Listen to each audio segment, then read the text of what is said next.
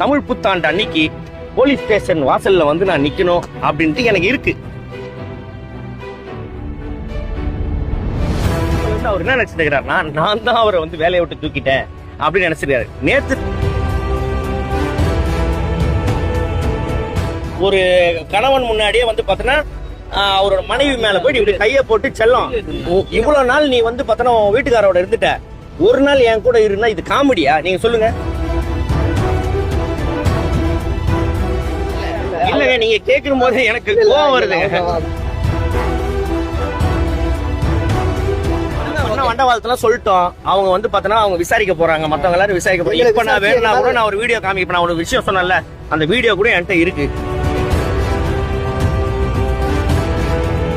ஆனா என்ன நடந்தது அப்படின்னா, இப்போ வந்து நீங்க உங்க ஃபேமிலியோட இருக்கிறீங்க, வெளியில எங்கேயோ போறீங்க,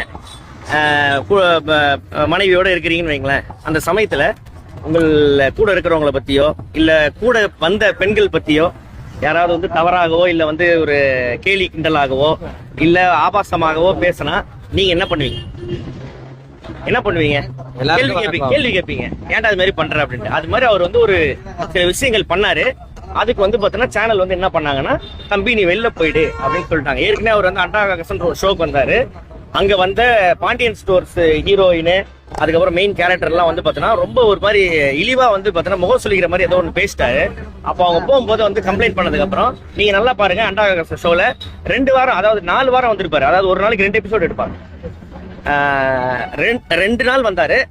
அடுத்த வாரத்துல இருந்து அவர் வரல. அப்பல இருந்து அவர் என்ன நினைச்சிருக்கிறாருன்னா, நான் தான் அவரை வந்து வேலையை விட்டு தூக்கிட்டேன் அப்படின்னு நினைச்சிருக்காரு. நேத்து நடந்ததுல வந்து என்ன அப்படின்னு பாத்தீங்கன்னா, இவர்கள் வந்து பாத்தீங்கன்னா இது மாதிரியான விஷயம் பண்றான் அப்படின்னு சில பேர் வந்து கேள்வி கேட்டாங்க. அதனால வந்து பாத்தீங்கன்னா புகழுக்கு பொறாம, வினோத் வந்து ஏற்கனவே வந்து பாத்தீங்கன்னா எனக்கு என் மேல ஏற்கனவே அவருக்கு வந்து பொறாம வந்து இது அப்படின்ற ஒரு விஷயத்தை வந்து அலிகேஷன் வந்து அவர் வைக்கிறாரு.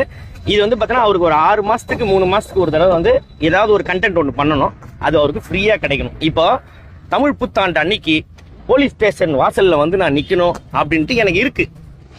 ஏன்னா இது மாதிரி கர்மம் பிடிச்சவனுங்கெல்லாம் வந்து பார்த்தோன்னா நம்ம வந்து என்கரேஜ் பண்றோம் அப்படின்றது வந்து பார்த்தோன்னா எனக்கு தோணுது. மற்றவங்களுக்கு தோணுனா எனக்கு வந்து சந்தோஷமா இருக்கும்னு நினைக்கிறேன். அவ்வளவுதான் சார். இல்ல சார், நீங்க வந்து மது அருந்திட்டு அவர் தாக்குனதா சொல்லி குற்றச்சாட்டு வைக்கிறாரு. அதுக்கு இல்ல, நான் ஒண்ணு கேட்கறேன். நீங்க மது அருந்திட்டு நீங்க வேலைக்கு போவீங்களா? உங்க தொழிலுக்கு உண்மையா இருப்பீங்களா? நான் ஒரு நாளைக்கு 18 மணி நேரம் நிப்பேன். மது அருந்திட்டு எப்படி அப்படியே ஃபுல் டே நிப்பாங்களா? இல்லங்க, நீங்க கேட்கும் போது எனக்கு கோவம் வருதுங்க. என்னன்னா அவரை வெளியில போங்க அப்படின்னு சொன்னது சேனல், ஓகேங்களா? ஏன்னா இவர் தகாத வார்த்தைகள் பேசிருக்காரு, பெண்களை பத்தி வந்து தவறா பேசுறாரு.